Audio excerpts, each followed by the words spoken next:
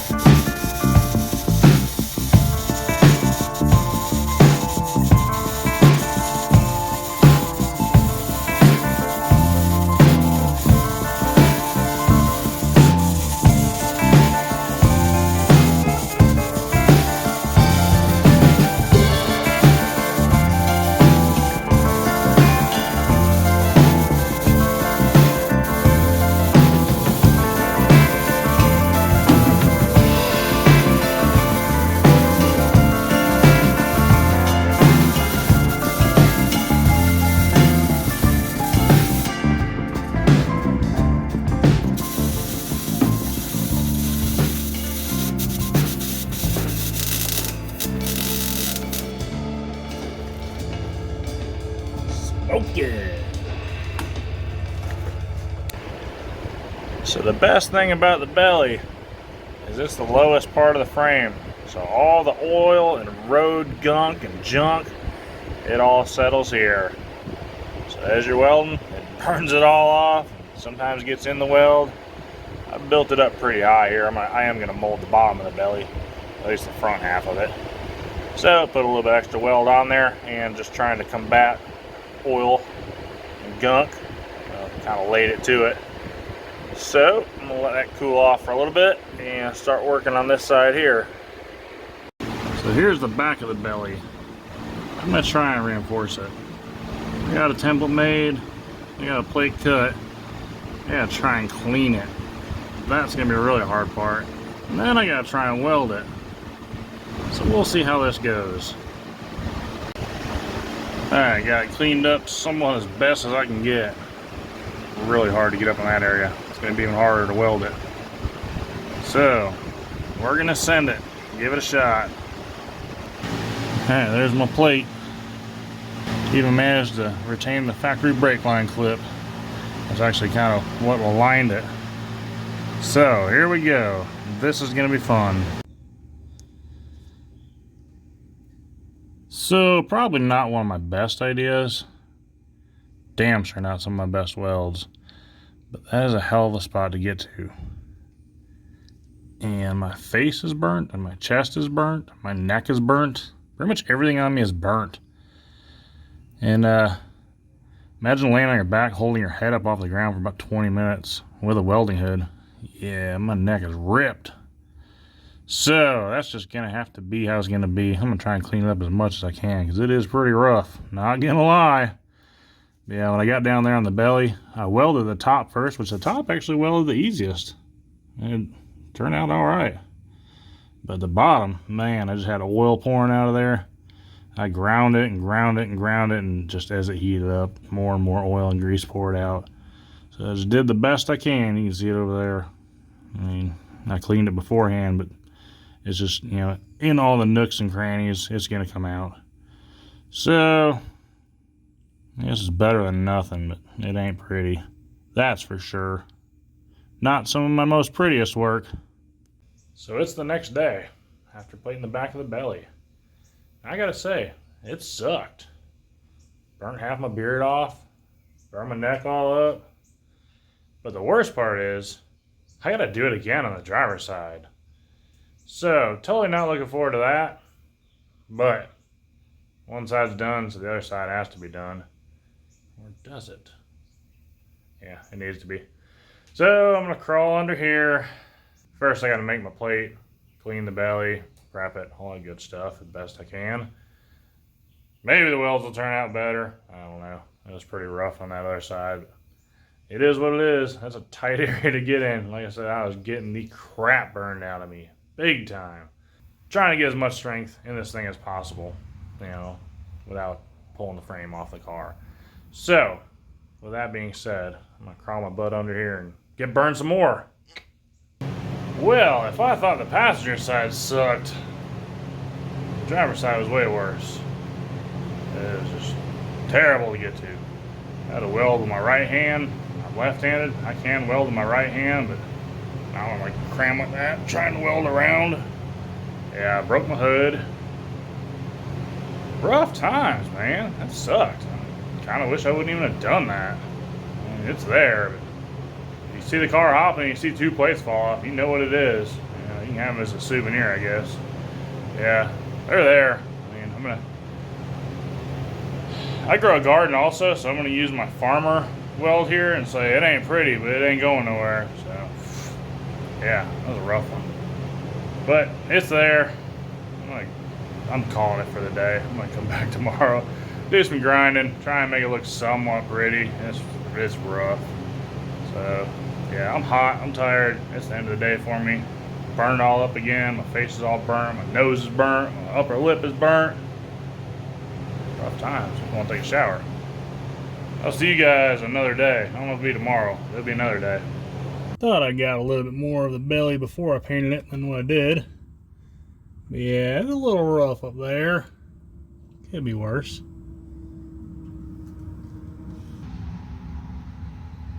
But it is what it is. It ain't too bad. So that's how I wrap the belly on my Cadillac. You can choose whether to do the back or not. Obviously more plating is going to be more strength. That's kind of my thought process. If you do it, prepare to get burned. It sucked. But it's there. Maybe it's stronger. So we'll see. So if it helped you out, hit the like button, subscribe, share, comment, all that good stuff. Thanks for watching. If you did subscribe, thank you. One thing to note, I did just recently put together a playlist for the Fleetwood. So you can go back and see the whole build in its entirety. Not that it's really done, but it's closer to being done than I figured it'd get, honestly. I had to cut it short. You know, you're going to see here in the next few episodes why I had to cut it short. But I think it'll be rewarding for everyone for me cutting it short. So I'm going to cut this short, and we'll see you next time.